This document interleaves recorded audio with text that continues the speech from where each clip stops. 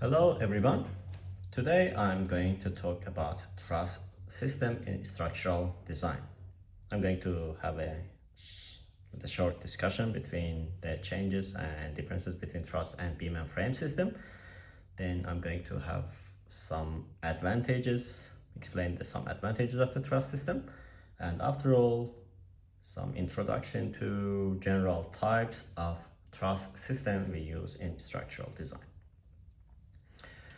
Truss system is, let's say, some modern type of structure to overcome some big loads and big span issues in structural design.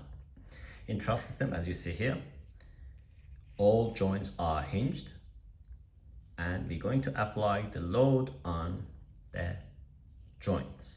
In this case, when we have two hinges next to each other, there is no shear transfer from this joint to the next, so there will be no shear and no bending moment. Only we will have axial load in all elements. That will be zero tension or compression in general. That is the whole idea for truss elements, truss structures.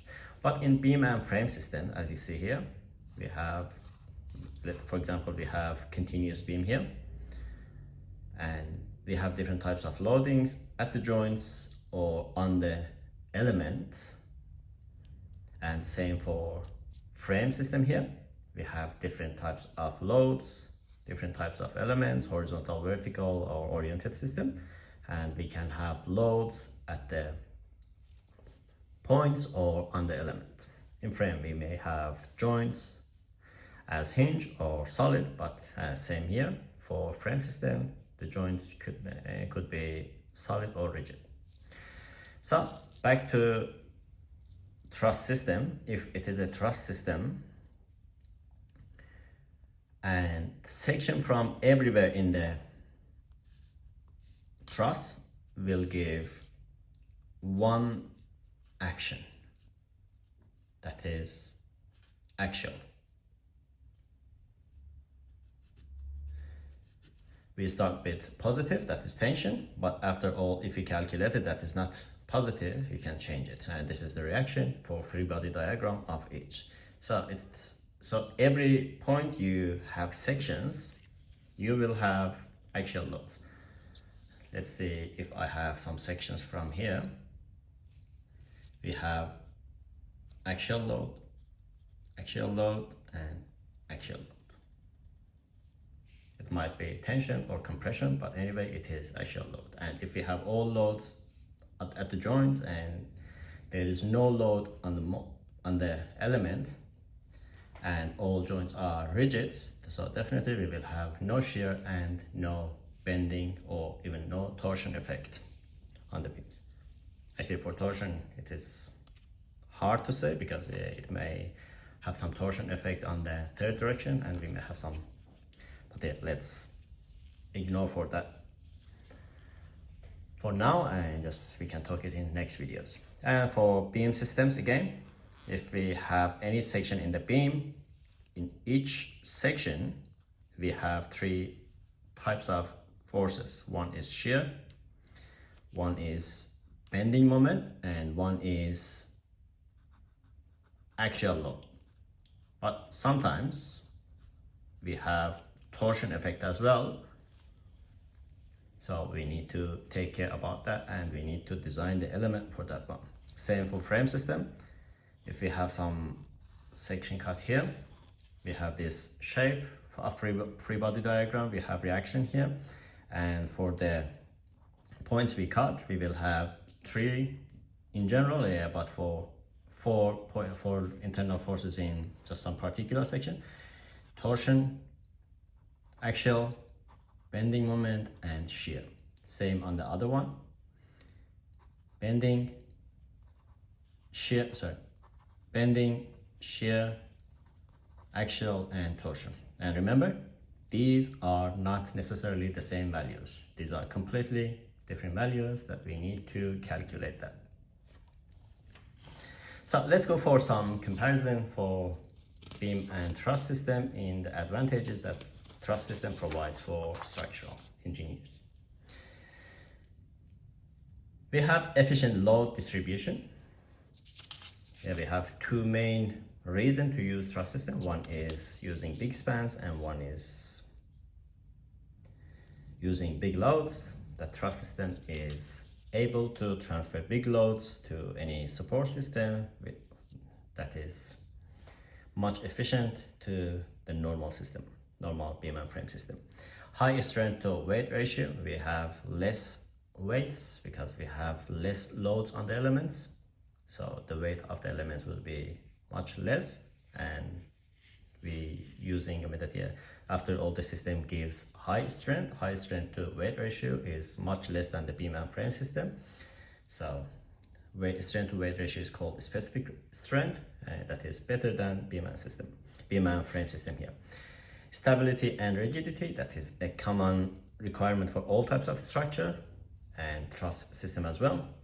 Material and cost efficiency, we use less sections, smaller sections for truss system. Smaller section means we use less materials. It brings less carbon, less transportation, less delivery, less labor works, less design works, and after all, less cost due to less material usage. And ability to span over long distances, that is the main idea for using truss system. For example, if we have two hills, mountains, and let's say about 200 meters apart, and if we're going to have a bridge here for normal system, let's say if we use some type of beams here over 200, even under self weight of the beam, we will have a big deflection. So we need to increase the section depth to control this deflection under only self weight. And just remember, if we apply dead load and live load, the problem gets much critical.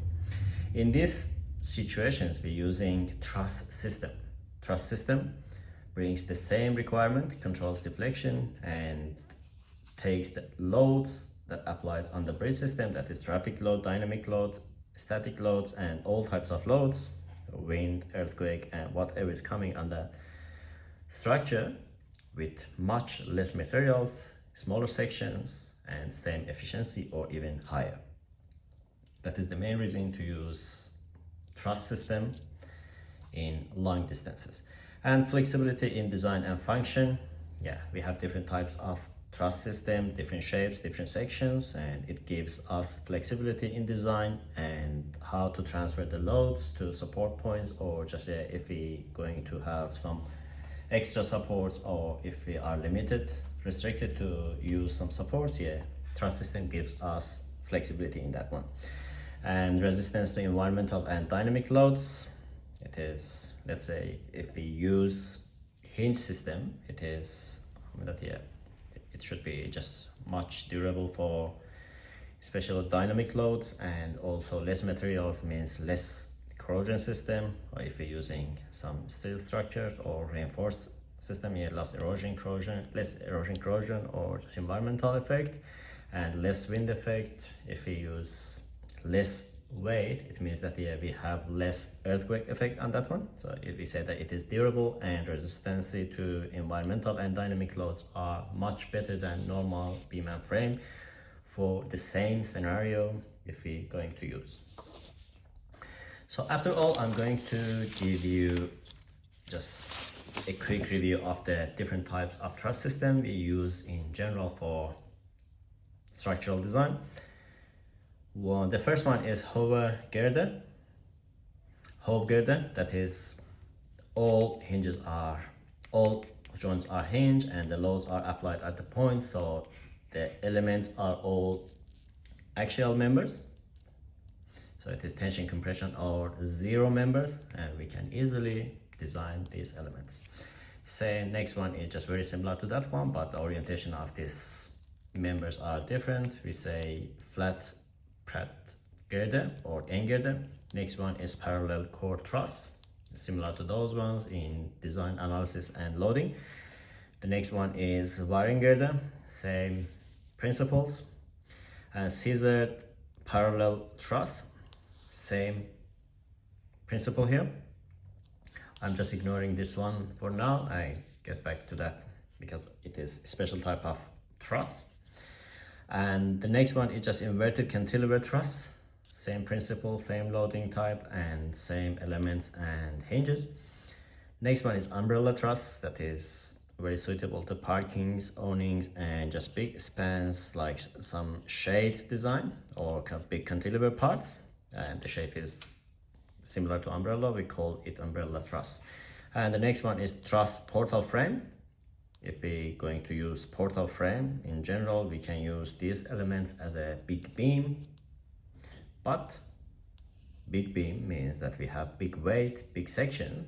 Sometimes it's much easier or just much economic to optimize this element with truss system with much less sections and same efficiency or even higher. We use a lot in warehouse design. Next one is just Belfast truss, same principle, same loading on the joints and hinges for the joints, and same here, bowstring truss with curved top chord, and the last one here is crescent truss. So back to this one, it is Virendale girder. It looks like truss system, but actually it's not truss. In literature, structural literature, we call it Virendale truss, Virendale girder, but it is not. All joints are rigid. It's not hinged, but the design system is generally like we apply the loads at the joints.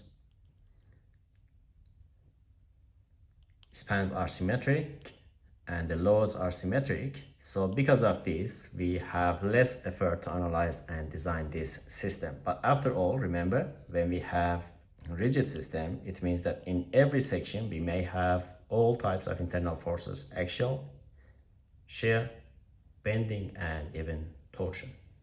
But because of the symmetry in shape and loading, it is much easier to design this type of Virendale girder, that is sometimes called frame, but in general it's called Virendale truss.